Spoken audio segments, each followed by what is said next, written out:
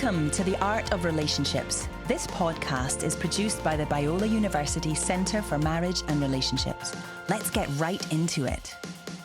Hey, welcome to another Arts of Relationships podcast. Alisa Grace is here. Yay! We're in the house, and we are excited to join you guys from the Center for Marriage and Relationships at Biola, and put .edu. That's awesome, huh? cmr.biola.edu. Check it out. We got a lot of resources for you. You know all that. Thank you, by the way, for the introduction to our good friend who is kind of introducing us, Mandy. Yes. Let's do this, Lisa. Today, I think one question that we get asked a lot, probably because we're around younger people a lot, you know, we have younger children, so to speak, I guess, that have gone all through these dating phases.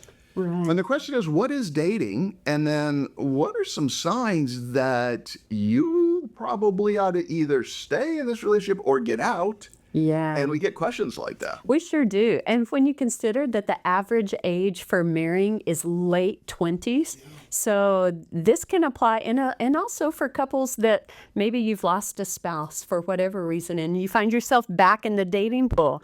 Well, these are some things we want to talk about. What are some red flags that you should really pay attention to? How do you know when it's time to break up? Ooh, that's great. Lisa, dating, before we get started on those particular signs and red flags, dating is really, I mean, there's some foundational things to understand before you date.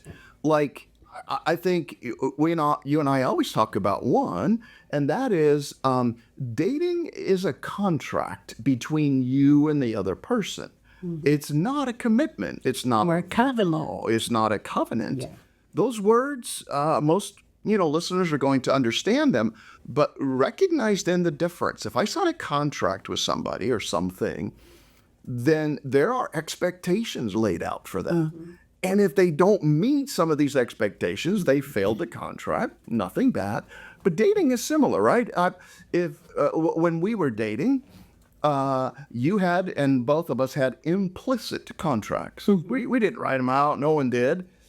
But let me give me one that you knew that if, as you got to know me, if it wasn't in, if my behavior wasn't in that clause, yeah, or my actions or my beliefs, you would have said, all right, that's the end of it. Yeah. Like, you were in the middle of dating somebody else when we were dating, right? There's a contract that says, all right, well, it's at least somewhat exclusive. Yeah. Right? That didn't happen to us. No. But what was one? Well, I think one of my kind of red lines in the sand that this one has to be met is was that you were a believer and that you had a really vibrant faith in Jesus. Yeah, so the vibrant thing was the key. Not just that you went to church or called yourself a Christian, but that you really had a vibrant relationship with Jesus. You were pursuing him, and you were serious about your faith. Yeah. And so that was super important to me. And like, other ones didn't matter no matter how awesome you were, if that one wasn't in place, we were not going to go forward. Yeah, so you could be dating somebody. In fact, you have to probably be dating somebody a number of times before you can figure that one out. You see, what then leads to the next one. It's not like, oh, I said I was a Christian, so that was one for me, of course, as well. But the pattern is what I was looking for, which was, and we'll get to that word in just a second, because I think it's another foundational word, but you have to date somebody a few times to see if there is a vibrancy. Do they live out what they say? Yeah, do they talk about it? Do they ever bring up spiritual issues? Do they talk about a powerful encounter with God they had in the morning on a particular verse? And so, right? So that was one. I think another one for me would have been in the contract, there has to be a meshing or an understanding of our personalities. But one that was high on my list was humor, that, I could laugh with this person and have fun. And I was, in one relationship before you that was like, not humorless, but it was bad. It was kind of boring. It was terrible. It was horrible. But for you, it was immediately clear that part of that Yeah. implicit contract in my head was that you were funny. Those kinds of things are important. Yeah, and I think the point that you're trying to make here is that when you're dating, you don't want to go into it with the idea that this is a covenantal relationship, where especially I think believers have a hard time with this one, and coming in with the idea that because we're believers in Christ, we are to love unconditionally. And as a brother and sister in Christ, that is true. But in a romantic sense, that is not true. Dating is a time that you are to be evaluating, you're to be assessing, you're trying to see, is he a good match? Is she a good match with me? And you are weighing and measuring and looking at that. And so this is a time not for unconditional love, but you are really evaluating and assessing the other person and seeing, do their words match up with their actions? Yeah. And I love that you are about to touch on something about patterns. Yeah, and so let's recap real quickly. If dating, some of the foundational things are recognizing it's a contractual relationship. I think 2, recognizing that dating is a time to gather those sorts of information. It's the time to explore questions like, all right, are we to be together? Is this, do I see a future with this? Does this person not just, say things, but do things? Are they trustworthy? It's time for information. And then the third might be the word patterns. Yeah. All right, too many times, people date and that you can almost hear them saying, I know they're not doing this now, but I know they will. And, well, let's go to the humor one. Well, they're not really funny most of the time, or I don't really get their sense of humor. They don't get mine. But I can tell that it's going to happen more. Yeah.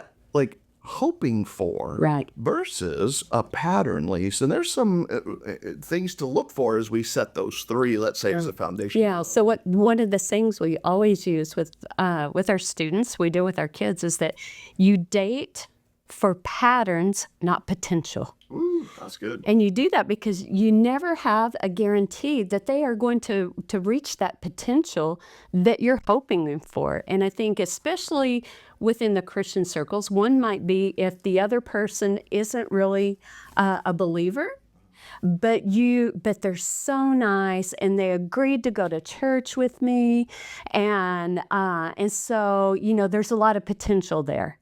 And that's really scary because especially when it comes to something of faith, that's going to be one of those deal breakers that would that person be pursuing Christ? Would they be going to church, reading their Bible if you were never in the picture or if you left the picture? And if the answer is no, then that's probably a really good indication that it's not genuine and authentic for them. They're just doing it to please you, right? So that even can lead into one of the first signs that this isn't a good place for you is if there's a difference in faith, in your walk, right?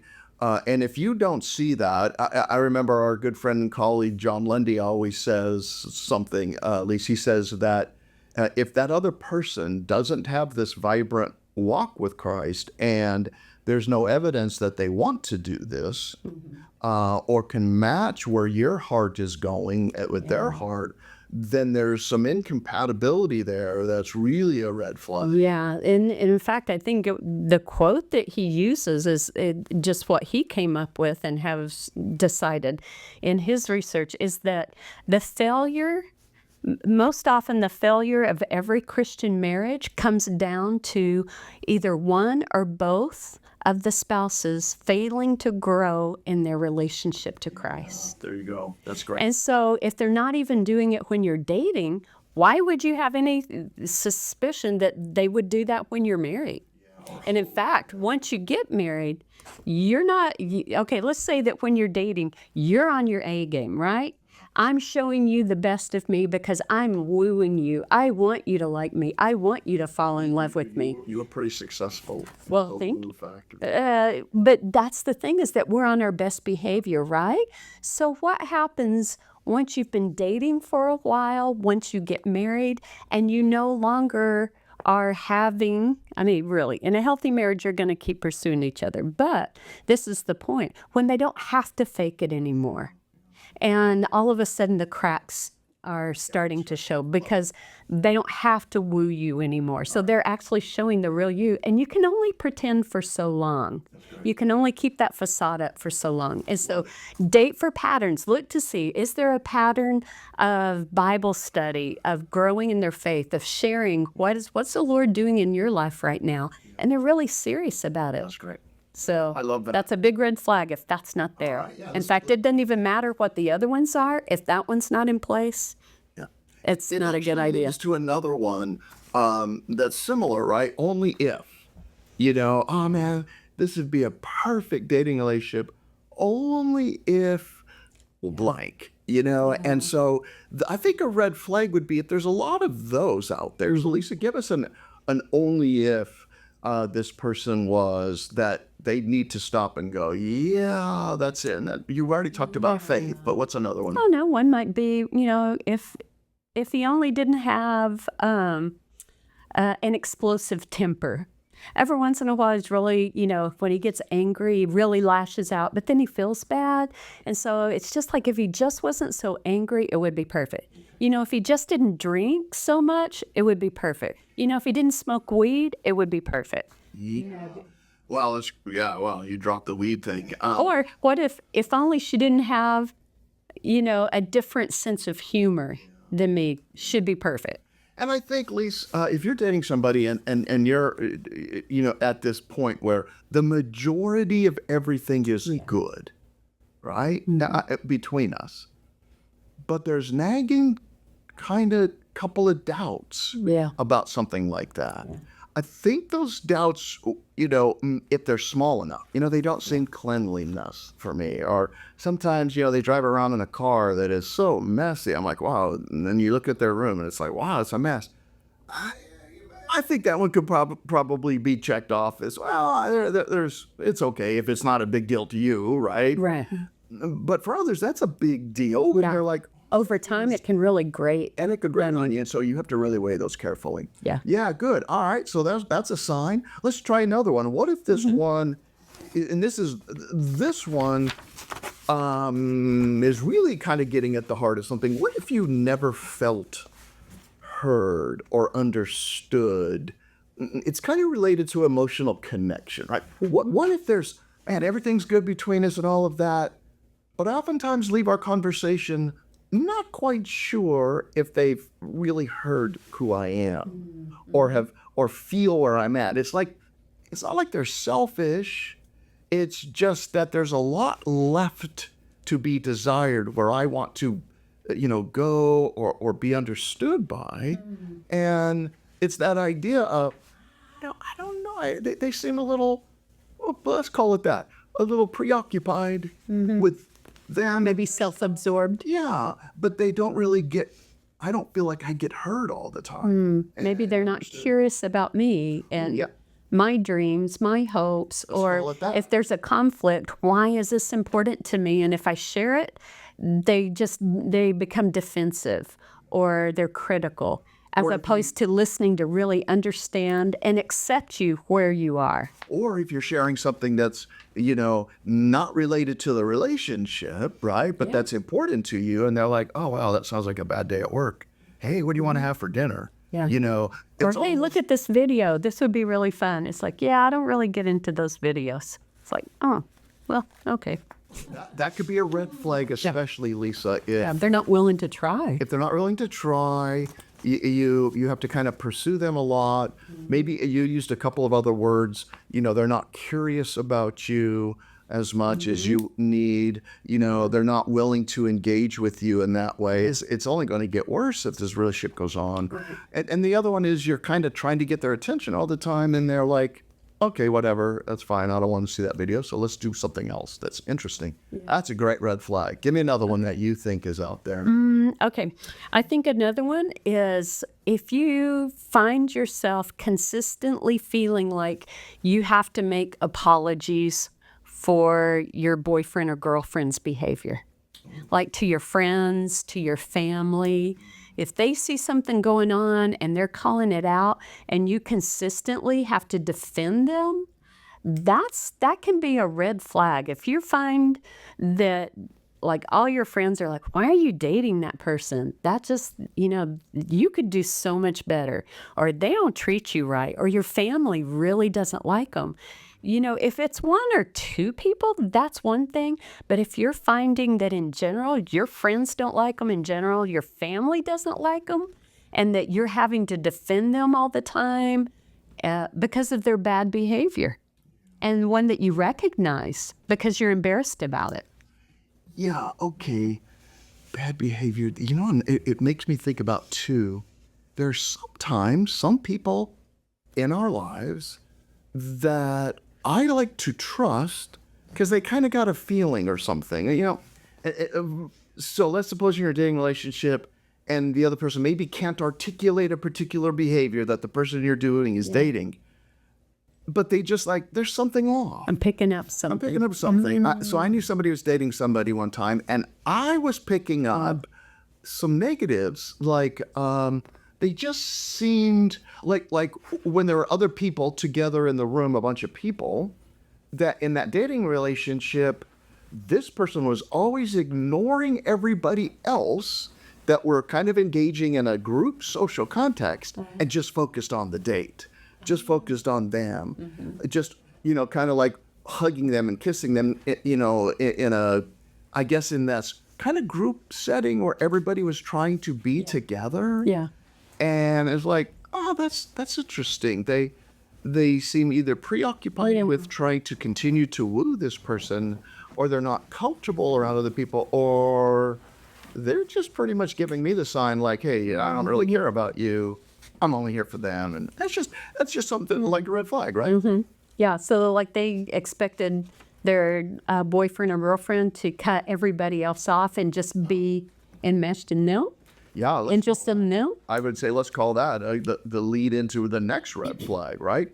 If you are in a dating relationship in which, as we just said, other people kind of see something going off or doesn't, they're doing behaviors that bother them, or just that feeling. Yeah. Pay attention and listen to that. That could be a red flag. They're picking up something that you might be blinded to, right? Yeah. This idea of blind sight. Yeah. When we're falling in love, when we're liking somebody, and when we're there, I think one thing you have to be very careful of is blind sight, that we will overlook some of these things that other people won't. And we have to be really careful if you're doing that. And that's why being in community and with others is really helpful. Well, when it comes to money and marriage, we all want clarity and confidence, right? And especially unity with spouses, right?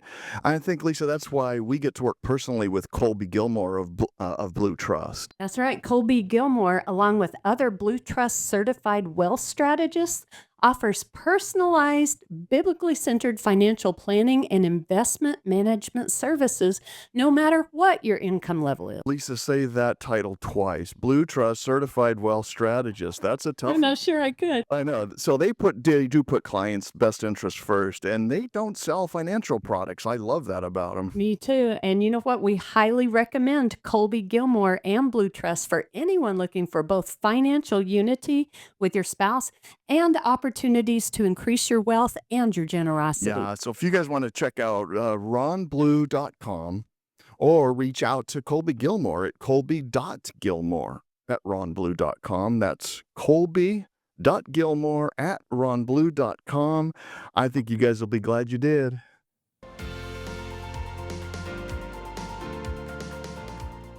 Yeah, and so let's continue with this idea that other people see things that maybe you don't see, right?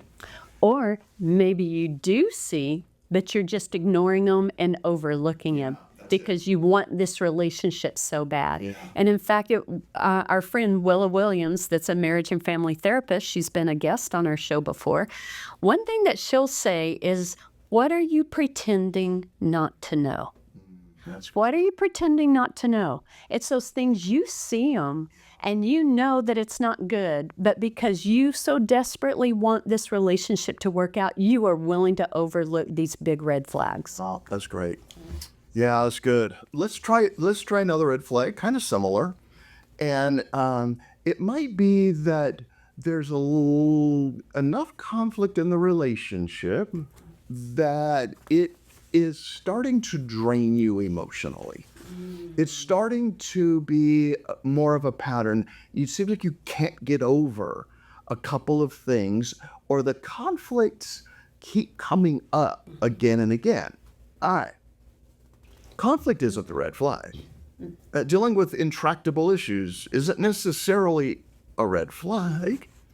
What's the red flag is you or they don't have the skills to learn how to manage the conflict. Yeah. Or there's a way in which your conflict just kind of gets to a point where you either acquiesce, you're like, all right, I don't want to cause any more, but it starts to drain you, and you're almost like, what am I doing? I'm feeling more isolated every time, even in a dating relationship. And so at least a little bit of conflict, normal. A lot of conflict, if you manage it well, pretty normal. But conflict that's either unmanaged, right? You don't figure out the good steps. You don't figure out how to win-win. And you keep arguing over the same thing. You keep arguing, and one of them becomes kind of, let's say the person you're dating becomes stubborn, set in their ways, doesn't want to do this, but more importantly, doesn't really want to engage in a conflict conversation that's a win-win. Is maybe a red flag. Yeah, and I think another one with that, you're absolutely right, is maybe they're draining because they're so needy. There's just a lot of maybe emotional or physical, mental unhealth, and they're not getting the appropriate help they need. Either they don't have access to it or they're unwilling to. And so they rely really exclusively on you, and it's just it's draining. And so if you find that being with them is you're wanting more of a break from them than being with them gives you a break from the rest of life, that should be a red flag. And that's great. If you're with somebody who you're like, all right, man, these issues go deep. Two things to keep in mind. One, you're not a therapist, most likely, or trained in helping somebody in this place where they're very emotionally needy, or they have issues or a past that is like, all right, man, that's hard, that's deep. It's not a red flag, but it is if they're not willing to seek help, if they're not trying to grow, if they haven't went and talked to somebody about this deep need.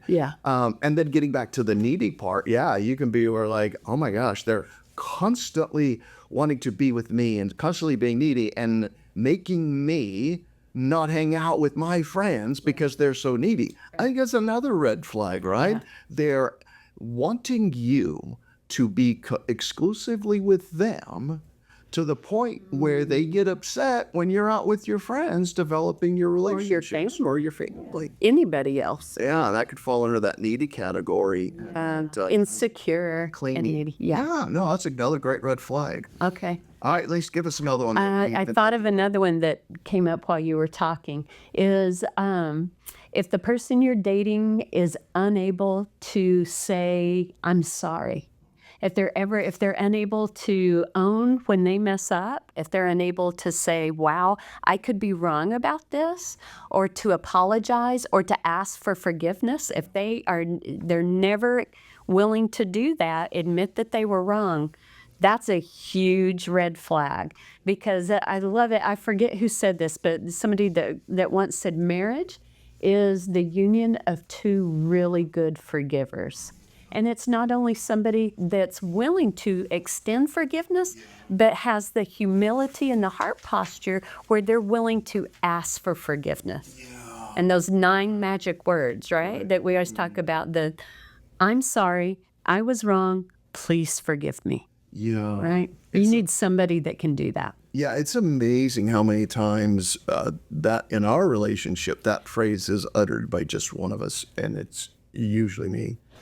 I messed up. I'm sorry. No, you don't. You're good. Never mind. I have it. I use them so much. I finally just tattooed them right here, and then I just say, like, "There you go, man. I was wrong. I'm sorry. Please forgive me." And I'll like get this. People are like, "Oh, it's a great tattoo." Yeah. You know what? What you just said is probably another red flag, right? That has to do with the same thing. But you just said, you said the 9 magic words, but it's the tone that you used, right? Almost like, okay, I'm sorry. I'm always wrong. Yeah, I can't do anything right. And that, when somebody has that kind of perspective and attitude in apologizing, where it comes across as that, you know what, I don't think you really are asking for forgiveness. I don't think you really are owning it, because it sure doesn't sound like it. It sounds like you're being sarcastic. Wow, guess what? We psychologists, and well, other people too who know it, really have found, Lise, that the secret to picking out dishonesty, lies, or shading the truth, really look at the disconnect between a person's words and their behavior and the nonverbals. So the words are, "Oh, I'm sorry." Like, I'm not sure that tone told me you are. Okay, there's a difference. So the disconnect between your words and your nonverbals. Yeah. And we're very attuned to that. We're going to believe the nonverbals each time, because I could go, "I'm not angry," and you would go, "Oh, Elkridge, I think maybe you are." Like, "I'm not angry. I'm not angry." You're like, "All right, I think I'm verbal." But then you're like, "Let's." Yeah. So if you find that to be the case, where you're constantly sensing a disconnect between words and their nonverbals, I think you need to pay attention to that, especially in that area. By the way, another one that comes to mind is when a red flag is if the person that you're dating is unable to access the part of them that you and everyone else out there needs, that is their heart. Like, there's a disconnect between their head and the heart. They don't really understand their feelings, or they don't really want to talk about them. And if you say, "Hey, is everything all right?" They're like, "No, everything's fine." And it's not, but they're like, "It's fine. I don't want to talk about it," right? We all struggle with this. You can have a great marriage with a person who is yet connected, maybe in a strong way, to that kind of deeper part about what's going on with them. Yeah. But the red flag is that they constantly say, "I don't want to talk about it. It's fine. Just ignore. I don't want to get into conflict," right? They push the person away by saying everything's fine when it's not. Right. But what I worry about there isn't the fact that maybe some people aren't good at accessing, what's really going on in their heart. You I had a hard struggle time. with what's going on in your heart, but you would constantly try more and better, and you came up with a way to do that. You would say, "Chris, I don't know what's going on in my heart right now," and I would even say that for you. At least it doesn't sound like you're kind of like, and you'd say, I'm not there, but Yeah. I need a little bit of time. Give me some time. And that's a strategy that we learn for people to go, "All right, take some time. Pause, pray, ask God to search your heart." And if you see that in the other person, that they're willing to try, Yeah.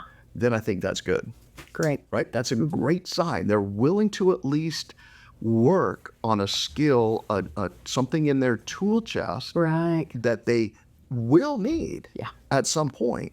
It's the not wanting to work on it, constantly avoiding conflict, constantly just saying everything's fine when I really don't know if it is or not. Yeah. All right. Okay. Maybe a final one. Yeah. Are we running out of time? Yeah, let's do a final one. Did you have one? Yeah. One that came to mind was if you're dating a person that will not respect the boundaries that you set, right?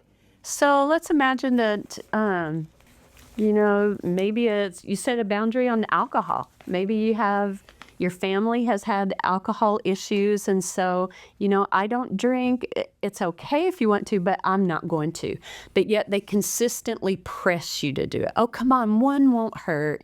Just try this one. I think you'll really like it." But it's like, that's a boundary that I've set for myself, and I really would want the person I'm dating to respect that boundary. So one time we're driving down the freeway, going down to a family member of yours, and I had never met. We'd been married like a week or two. I think we were engaged. Yeah, okay. Sometime we were almost there, or not quite there, but we're driving to go see a family member in another city, and I still remember, I'm driving, and you asked me this question. Hey, I just want you to let you know this family member of mine is, does drink and is going to offer you a beer. What are you going to say? I mean, what will you do when you get there? And I remember driving going, well, I'll probably accept it and maybe drink it. And this was my face in the car. I went, yeah, and I'm driving and I could see that face, and I went, well, I would drink it. I wouldn't swallow, and I mean, I just pretend. I didn't inhale. I'll go like this and spit it out. I didn't say that, but I quickly went, all right, well, let's talk about this, because we came from different backgrounds. Very different. Yeah, mine was a very Southern Baptist. Alcohol was not part of my family really growing up. Yeah. It wasn't part of how I did life, but you grew up very differently. Yeah, no, I grew up drinking beer when I was 4. I mean, I think I went to the store and bought my first 6-pack. No, I didn't. But yeah, so it very different. Came to Christ later in life, and social things like that were fine with me to connect with somebody. Mm-hmm. My point that I made on that drive was, man, I want to be able, if this guy's, not a Christian or not a Christian and does this, and I can connect with him. He makes, I can make him feel, I'm not going to get drunk, but the pivot was your reaction and the importance of this. So we spent the next little bit of time listening, and I think we decided to do it this way. I wouldn't drink, and we just simply say, oh, no, thanks. And that went on for a number of years in our marriage, which is great.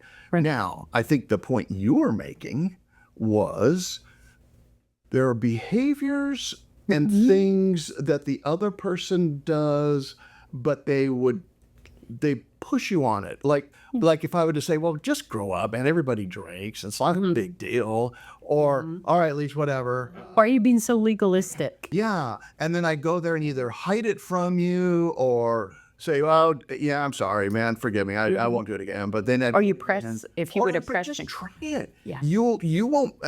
Seriously, I still remember the first time you ever tried alcohol. And we went to a high church, and they were using wine for the. Okay, never mind, they weren't. I was gonna say, I don't think I remember this one. Maybe I had a little too much communion. Communion. You stumbled out of church. I'm like, Lisa, man, that wasn't great. We are going to that church every week. Yeah, I know, but I still remember. Okay, yeah, your point. Red flag. Let's get to that. When the person you're with doesn't respect your boundaries, and maybe it's a boundary like, for example, hey, you have asked them not to be in contact with all their exes. Oh, good. And you're like, hey, that's a boundary that's important to me. And they're like, oh, yeah, okay. Or it's just a friend. They're just a friend. They've been my best friend forever. And you're like, well, that's a boundary for me because I'm not really certain where your heart lies. That's kind of why it's so bad. And like, well, you have to just trust me, and okay, pushing that boundary. Or the physical boundary. They want to have a more intimate physical relationship that you're comfortable with while you're dating. And you're like, no, I got a boundary here. But they either keep pushing or they don't really care if there's a mess up or two. And they're like, well, I don't feel guilty. Like, all right, it's not about what your personal, maybe moral beliefs, though it really is. But it's just the fact that you are kind of pushing me to do something I don't want to do. I'm not comfortable with. Yeah. And I think that's a red flag in a relationship. And that applies to pushing boundaries in so many areas, right? Right. I don't want to do this. I don't like to do this. Yet I feel like I have to just to keep this person in my relationship or to keep the conflict at a minimum. Yeah. Well, those are some great red flags, Lise, that we can go through. There are a lot of other ones that we want to talk about at some point. I think one that stands out to me, Lisa, is just if there's an idea in which, for you, probably the biggest one, and we'll end with this one. If you're with the person that you date, but you feel unsafe, now, the physical makes sense, right? I mean, if you feel unsafe physically, well, I think that's not just a red flag. That's marching orders. Like That's violence, you mean? like you're uncomfortable. They grab you too hard sometimes, whatever. Just 3 little letters, RUN, 3 big letters. You run, you get out of it. Run and done. That makes sense. We get that. But there are other times where you're not quite feeling emotionally safe with them. That is, my trust and my vulnerability, my opening up my heart to this person in a dating relationship, which starts slowly, right? I start to kind of reveal my heart to the other person, and that's this beginning stage of growing in intimacy. But I get hurt because I find out later the person I'm dating has shared some of these details with their friends. And some of our conflicts or uses it against you in the argument. they bring it back up against you. So now that's what emotional safety issues that I think are a red flag that you need to start paying to. If you're in a dating relationship and you've been vulnerable, you're sharing, let's say at an appropriate level, but it's either used back against you or you're finding out that he's sharing all of these what you thought were private details with somebody, and now you're not emotionally safe. Right. Or you're at a point where you are feeling these emotions of, well, I just don't know if I trust you, right? I don't know, based upon some of that. I think that's a red flag. I completely agree with you. I think another instance of that would be like if you shared something that the other person has done that has maybe hurt your feelings or something, and you finally get up the courage to tell them, and then they react defensively or criticize. They turn it back on you. Well, if you wouldn't have done this, then I wouldn't have done that.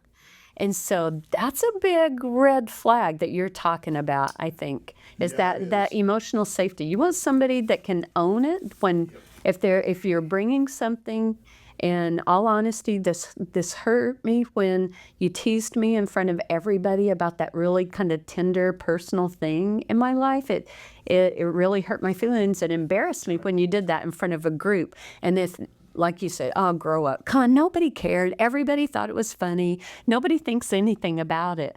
As opposed to hearing the other person, what you want to hear is that, wow, I can tell that I really hurt your feelings and embarrassed you. I hear what you're saying.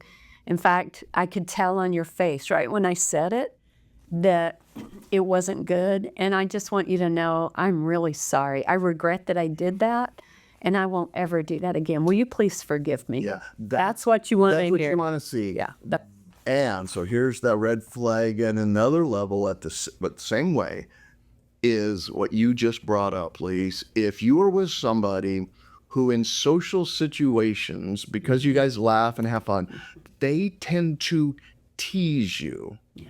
They and it gets to a point where they say something sarcastic, like, oh, yeah, you should see her when she goes to the restaurant. She orders double fries and a triple. And wow, we were just talking about not eating so much. And then I was like, wow. And everybody laughs, and you're like, oh, yeah, it went off, fell up, whatever. Yeah. It's that teasing with the poke. It's that pushing at things. It's that, and you just begin to feel emotionally unsafe. So that unsafety issue is a big one, a big red flag. Yeah. And I think that's great. That's awesome. I'll tell you what, man, there's a lot of other red flags out there. Oh, man, we could keep going, couldn't we? Yeah, maybe we better some part researchers two. are saying that it is. I think the final thing, we talked about the foundations, things we are there and what we have, really comes down to this. Does this person bring you and make you feel closer to God? Or do they make you feel conflicted or emotionally unsafe? Or do they make you feel untrusted or unheard? Because those are none of the things that Jesus said that in John 13, 34, and 35. A new commandment I give you, that you love one another, just as I have loved you. That's how you're supposed to love someone else. By this, all men will know you're my disciples if you have love for one another. And so if you want the perfect, I guess, expectation list. Yeah. Right? This is the most healthiest thing to do, Jesus said, is the way you love that other person is the way that I have loved you. Are they loving you that way? Or are you feeling some of these red flags and in fact it's not bringing you closer to God? It is not making you feel emotional. Do you think Jesus would do this to another person? Kind of tease them in public about that? Do you think he said that to the adulterous woman and, he was by herself when he talked with her? And so wait a minute, I'm not sure I'd be treated this way in a good way. So that foundational ones that we talked about at the very beginning, summarized at the very end by saying, if there's behaviors that aren't bringing you and the other person closer to God, and together you don't feel like you're serving God or loving him even more, or you're not treated by the commandment in John 13:34 and 35, and you're feeling that, it's the time to start checking out. All right, what's going on here in this relationship? I need to talk to somebody. I need to go listen to another Art of Relationship podcast. Yeah. Because you can find those where, Lisa? Yeah, gosh, you can find it on all of your platforms. We got, obviously, right here, YouTube, Spotify, iTunes, Apple Music. Yeah, we're on there everywhere. So click the thumbs up and link to the best place and say I like it. I'm just messing. A lot. And text us. Do what you're supposed to do when you like something and you tell them you like something, and then go listen and include a Zelle and a Venmo because we're donor based. All right, hey, good seeing you guys. Yeah. Have an enjoyable rest of your day. Okay. We'll see you next time on the Art of Relationships. Bye. We're very glad you joined us for today's podcast. For more resources on marriage and healthy relationships, please visit our website at cmr.biola.edu. We'll see you next time on The Art of Relationships.